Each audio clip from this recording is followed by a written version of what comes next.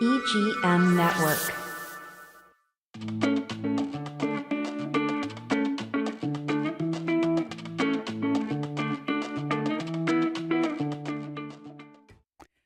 Hi there, Treasure Coast listener. Welcome back to Whatever with Lou Navarro. I'm Lou Navarro, your host. I am a realtor, a local realtor with Remax Crown Realty. And today we are in a new remodel studio. It's so nice and comfy and, inviting for our guests and our conversations. So great job, guys, here at the studio.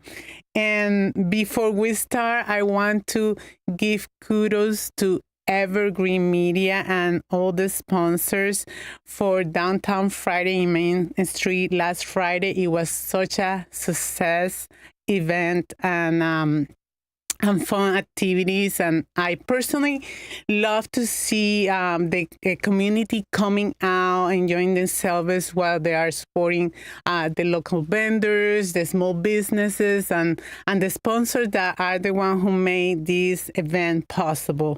And I can't go without talking about the mechanical bull. It was such a hit. So many people got into it, even though they didn't last 3 seconds. I couldn't get into it. My nephew did, but such a great event. So kudos to that.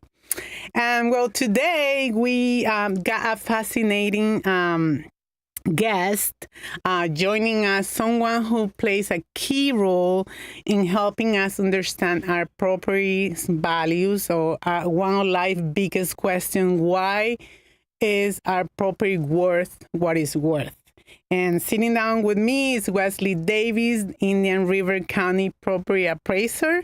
And we're going to peel back the curtain on how property values are determined, what's happening in the real estate market and here in Indian River County, and even maybe get some advice on how to boost the home value. So thank you so much, Wesley, for coming to my show, for being here. But before we go into the nitty gritty, let's go back to the basis. And, what exactly does a property appraiser do? And a lot of people, when they hear that title, they just think taxes. So can you go over that with us? Sure.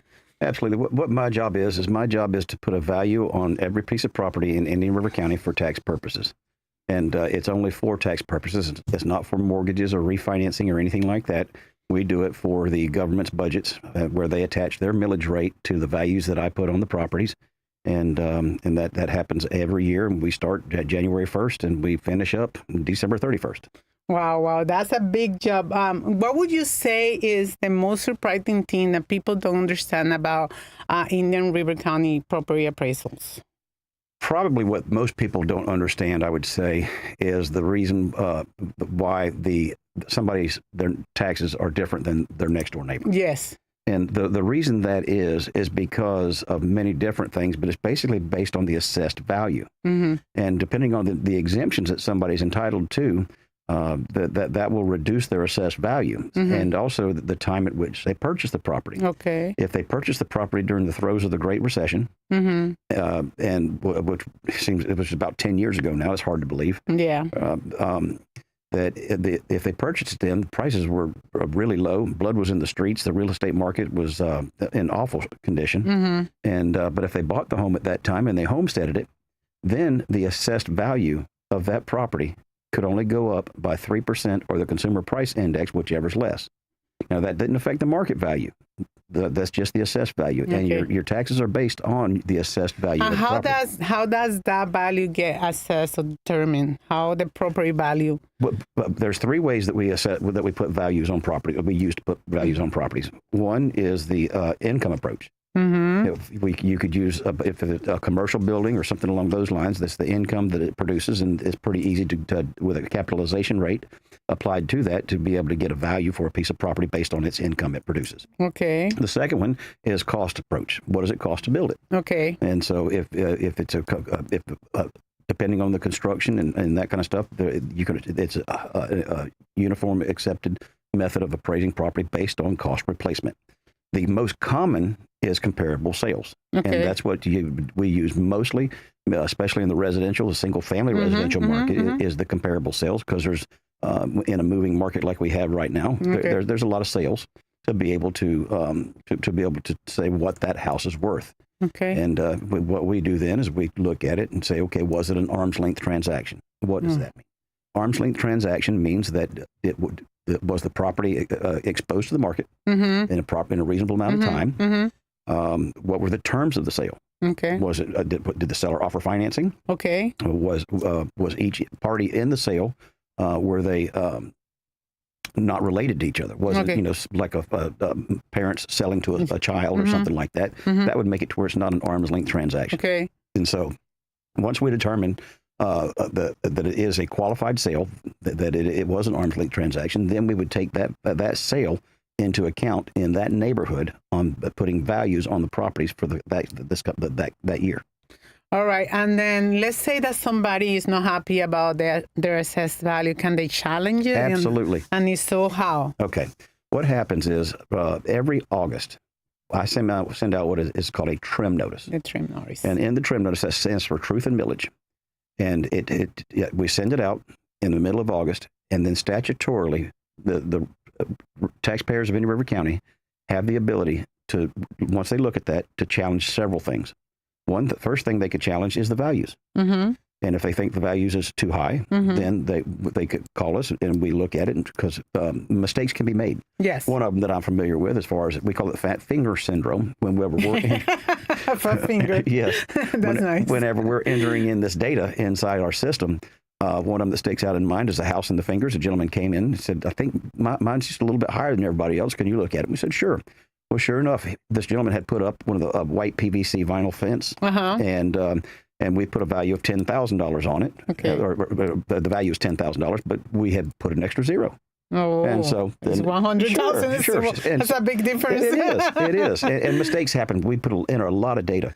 Now that you touch base on that, so, explain a little bit about when people do modifications to their houses or their property, how that affects that assessed value. Sure. Whenever somebody does a modification to a piece of property, let's say they add a pool. Okay. Whenever you add a pool, pools right now, it seems like they're $100,000 for a new pool. It's ridiculous. Incredible. I remember when it used to be $25,000, but I guess I'm dating myself. But yet, whenever you add a pool, and it might cost $100,000 to install the pool, a $100,000 pool doesn't add $100,000 of value to the price of the house. But it does add. But a pool home will sell more than a non-pool home. Yes. So it adds some value to it, and it's our determination to figure out how much that pool adds value. And so it very well is not uncommon for a pool that costs $100,000 to add maybe $30,000 to the value of a property. And so that will get reflected on the value whenever we do that for the following year for the Awesome. So from a realtor standpoint, and, we work with buyers all the time. So one of the most asked questions is there a way that I can see how much my taxes are going to be after the purchase, or even for new construction buyers that are buying new construction? At the time of the purchase, the value is assessed only on land, and now they're going to have this structure. So is there any way they can find out the value beforehand or estimation of that? Or do they have to go to your office, or is there a tool, a calculator? Can you? Absolutely. First of all, you could always come to our office. Always. You're more than welcome. Or they could call one of our appraisers and ask that question. Okay. But also what we have the opportunity to do on my website, there is a property tax estimator, and you could pull up the property, and you put the purchase price of the property. And then after that, then if you want it, you're going to do the homestead, then you could click the little button for the homestead, and it'll knock off the $50,000 off the assessed value of the property. Okay. And then you can, after that, then other boxes will pop up as far as what may be, whether they have other exemptions, like are they widowed, are they paraplegic, quadriplegic? There's a list of prompts that will come up there for them to click if they're eligible, or they think they're eligible for some of these other exemptions. And then if they have any portability. Okay. You could actually there's a spot right there where you could take the portability. We're going to talk about it a little bit further down. And then you push calculate. And what it does is it takes that exact property with the taxing entities, if it's in the city of Vero Beach or unincorporated county, Indian River Shores, wherever it is, that property physically is not going to change. So that will get calculated with those taxing entities. And give you a figure. And it's just there at the finger. Yeah, you can do that at your computer. That's right. Go to ircpa.org, and it's called the tax distribution or tax calculator. Okay, all right. So again, based on real estate, how is the real estate market use or affect the Indian River County property appraisal process? Well, I mean, if I understood your question correctly, the real estate, obviously, we take a snapshot, and that snapshot is for a specific year. And then what we'll do is we'll figure out the values. And since taxes are paid in the rears, the values that we're using are for the prior year. Okay. So that sometimes if people look at it and they see the values of their property and they think those are off, they probably are, because they can be up to 18 months old as far as the values. Okay. And so when you have a real estate market that's been running as hard as it has been for the past 5 years, it seems like, then those numbers are going to look off. But that's the reason why, is because taxes are paid in the rears; they're paid backwards. All right. You touch base on homestead exemption, and I know we are at that time of the year where we're, approaching the deadline for people to apply. So can you go over on what is homestead exception and how people can benefit from it? And, how many exceptions are there, or as much as you can cover, right? Yeah, absolutely. We are in what we call exemption season, and that will end March 1st. And so if you have bought land and you plan on farming it and using it for agriculture, now's the time to apply for your agricultural classifications on or before March 1st. Okay. Same goes with the homestead exemption. Mm-hmm. And with that, what the homestead exemption does is it not only gives you that $50,000 off the assessed value. Right now, the most important thing that it does is it makes it so that your assessed value can only go up by 3% or the consumer price index, whichever is less. Okay. So we're in a relatively inflationary period right now. So it most likely for the following year will go up by 3%. But it hadn't been until the past 5 years, whenever the assessed values were going up by the consumer price index, which was 1.2, 1.4, 1.6%. Okay. So that's really where the value is in that homestead exemption right now, anyhow. Of course, if the market changes, that would change. So that people understand they have to be living in their property by January 1st of this year in order to apply. So it will be next year for them to apply for homestead exception from this year. They can apply this year, but they won't see it on their trim notices for the following year. Exactly. And so you said something very important there, and that is that they need to establish it as their primary residence. Okay. It is not how long you live there. It doesn't say you need to live there 6 months and a day or anything like that. It's establish it as your primary residence. What does that mean? Your primary residence means, where do you vote? So you have to have your registration in order to apply. And if you don't vote, what does your driver's license say? Okay. Where does your automobile registrations come to? Right. Where and then of course we'd like to see like a utility bill that was for December, the month of December, to say that the power was on in your name, or water or something like that. And we don't need all of that, but all of that helps build the case for us to grant the homestead. So not everybody not everybody drives, not everybody votes. So it's not a requirement to have those. Yeah. But everybody has water. Yeah. Everybody has power kind of thing. So what happens if they miss the deadline? They have to wait the whole year again? There are some certain extenuating circumstances that I, as the property appraiser after March 1st, can grant. Specifically during COVID. Okay. That was a trying time and everything. And I also do have have the ability to be lenient to a certain extent.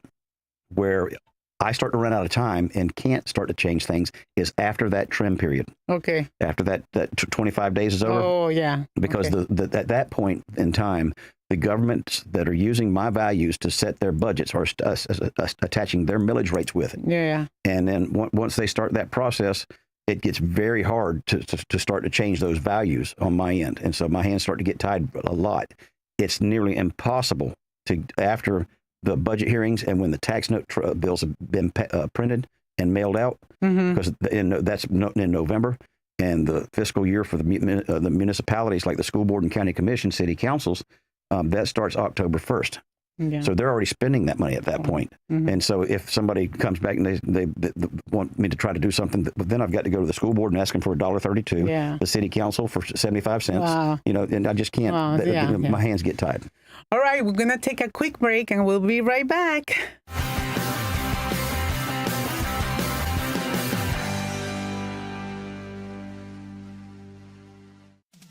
Create your island paradise at Sunshine Furniture during our winter sale event. Save 50% on all Tommy Bahama and Lexington, including the newest collection, Key Biscayne. Living room, dining room, occasional chairs, office, and media furniture with sophisticated design and a mix of coastal and Caribbean style. All Tommy Bahama and Lexington offer everything you need for your Florida living. We have the largest selection of in-stock coastal furniture from Four Seasons, Capri, Universal, Riverside, Hooker, Seawinds, Barca Lounger, Best, and lots more. At Sunshine Furniture, we're the outdoor furniture experts specializing in patio sets that withstand the Florida elements, and we have a gallery of Berlin Garden and Pollywood.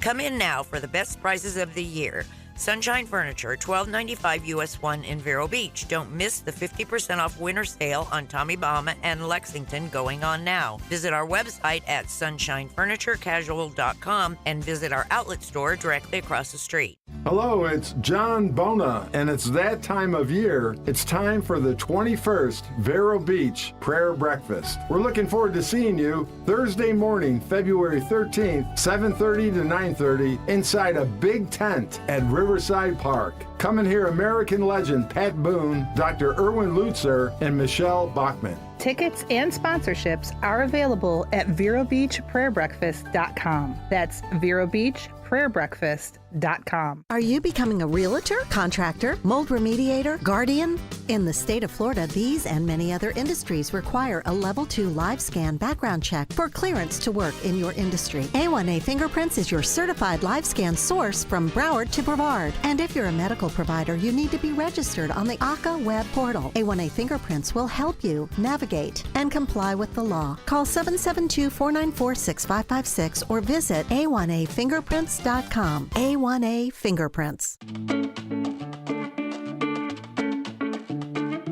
Welcome back. We are here with Wesley Davis, Indian River County property appraiser.